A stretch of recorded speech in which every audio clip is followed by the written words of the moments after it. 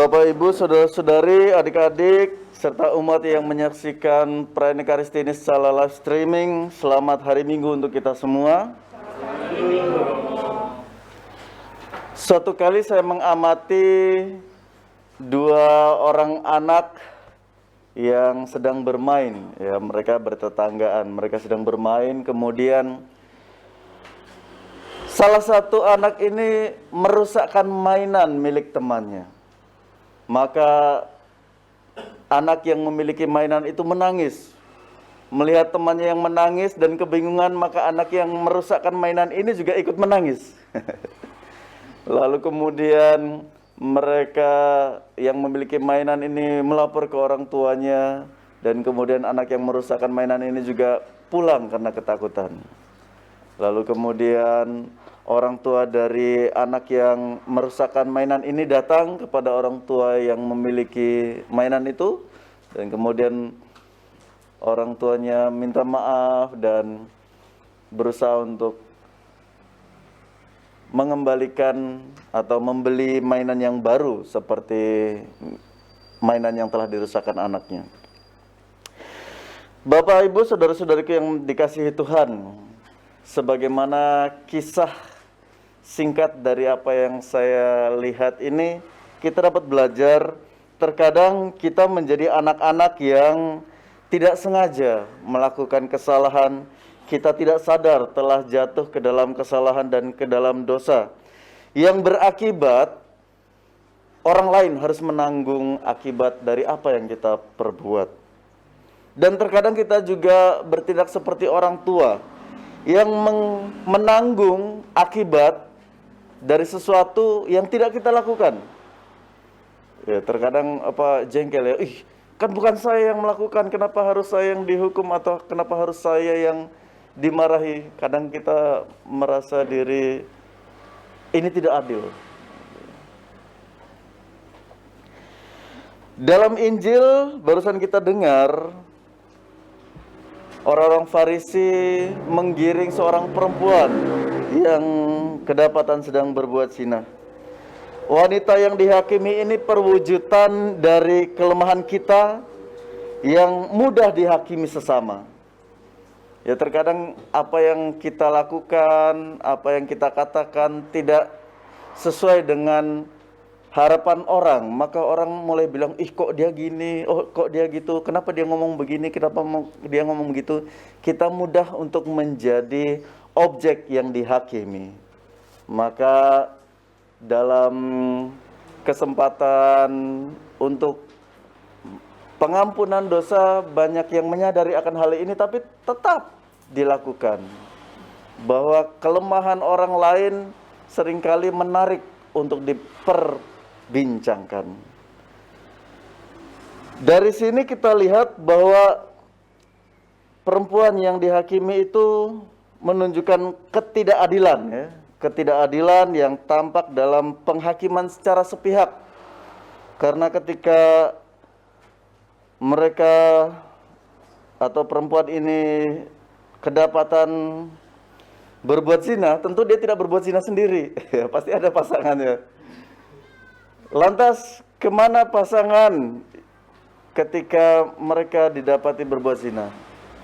Ya, ini terjadi ketidakadilan karena perempuan di mata tradisi Yahudi itu adalah golongan kedua, atau bisa dikatakan pihak yang lemah, yang mudah untuk dipersalahkan, dipersoalkan. Dalam kehidupan sehari-hari mungkin kita demikian, karena kita bukan siapa-siapa, kita tidak punya jabatan, kita tidak punya harta, kekayaan, sehingga kita mudah untuk dihakimi, kita mudah untuk dijadikan sasaran sebagai orang yang harus menerima akibat dari apa yang tidak kita lakukan. Maka inilah ketidakadilan yang kita rasakan di dunia ini.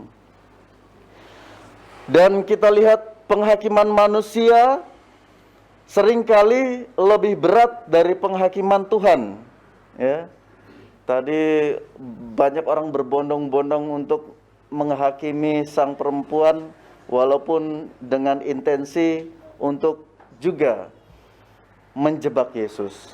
Maka terkadang perbuatan salah seorang seringkali mengakibatkan banyak orang harus menanggung akibatnya. Ya, ini biasanya kalau ada saudara-saudari yang ada di tempat pendidikan, terkadang ada satu teman yang berbuat salah, semuanya dihukum. Itu bisa dikatakan hukuman massal. Terkadang kita merasa tidak adil, merasa tidak senang. Ya demikianlah, penghakiman manusia terkadang lebih kejam daripada Tuhan. Manusia lebih suka menghukum orang lain yang ketika pas ini dia lagi berbuat salah ini, ayo kita hukum seberat-beratnya. Tapi ketika dia berbuat salah, mohon ampun, mohon maaf supaya tidak dihukum. Ya, itu banyak kalau kita lihat di tayangan televisi itu ada begitu banyak seperti itu. Berita-berita itu ketika orang lain yang berbuat salah, dia paling semangat untuk supaya orang lain itu dihukum seberat-beratnya. Tapi ketika dia salah, mohon maaf, saya hilaf gitu ya. Mudah sekali mengatakan hal itu. Maka kita lihat di sini ada ketidakadilan. Bila ketika melihat kesalahan orang lain, semangat sekali mau hukum orang lain. Tapi ketika sendiri salah, tidak berani menanggung resikonya. Maka kita lihat, penghakiman Kristus itu bukan penghakiman manusia yang kejam. Penghakiman Kristus adalah penghakiman yang penuh kasih. Ya.